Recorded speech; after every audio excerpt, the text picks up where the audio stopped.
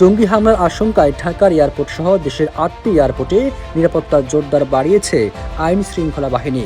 তবে বিশেষ করে ঢাকার এয়ারপোর্টে গুরুত্বপূর্ণ সকল স্থানে বাড়ানো হয়েছে নজরদারি। পুলিশ সদর দপ্তর থেকে সতর্কতামূলক চিঠি পাওয়ার পরপরই বেসামরিক বিমান চলাচল কর্তৃপক্ষ উচ্চমাত্রার সতর্কতা জারি করেছে। কিন্তু প্রশ্ন উঠেছে, হঠাৎ করে কেন এমন ভয়ঙ্কর আশঙ্কা দেখা দিল? এর পেছনে কি কারণ থাকতে পারে?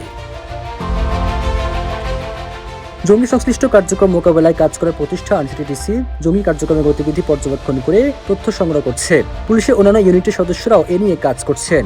সরকারি সকল গুরুত্বপূর্ণ স্থাপনা নিরাপত্তার বলয় তৈরি করা হয়েছে। এসব প্রতিষ্ঠানে যারা আসা যাওয়া করছেন তাদের তল্লাশি গতিবিধি পর্যবেক্ষণ করা হচ্ছে। ২৮ এপ্রিল জাতীয় একটি দৈনিকের এক প্রতিবেদনে এসব তথ্য উঠে এসেছে। 5+ স্টার রেটিং প্রাপ্ত দেশের সর্বোচ্চ বিদ্যুৎ সাশ্রয়ী ওয়ালটন এসি স্মার্ট কমফোর্ট এখন নেক্সট লেভেলে। এছাড়া এয়ারপোর্টে বিভিন্ন গুরুত্বপূর্ণ স্থানকে ঘিরে বাড়ানো হয়েছে নিরাপত্তা। পোশাকে সাদা পোশাকে অতিরিক্ত সদস্য মোতায়েন করা হয়েছে। সকল ধরনের নিরাপত্তা হুমকি বিবেচনা করে ব্যবস্থা নেওয়া হয়েছে। বেবিচকের এক কর্মকর্তা বলেন, এয়ারপোর্টে এখন পর্যন্ত নিরাপত্তা হুমকি আমরা পাইনি, তবু আগাম সতর্কতা নেওয়া হয়েছে।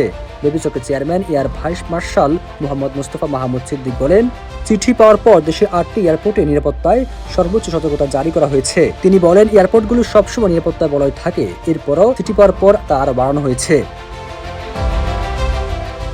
এদিকে হঠাৎ করে জঙ্গি হামলার হুমকির বিষয়টি সামনে আসায় জনমনে আতঙ্কের পাশাপাশি নানা প্রশ্ন দেখা দিয়েছে।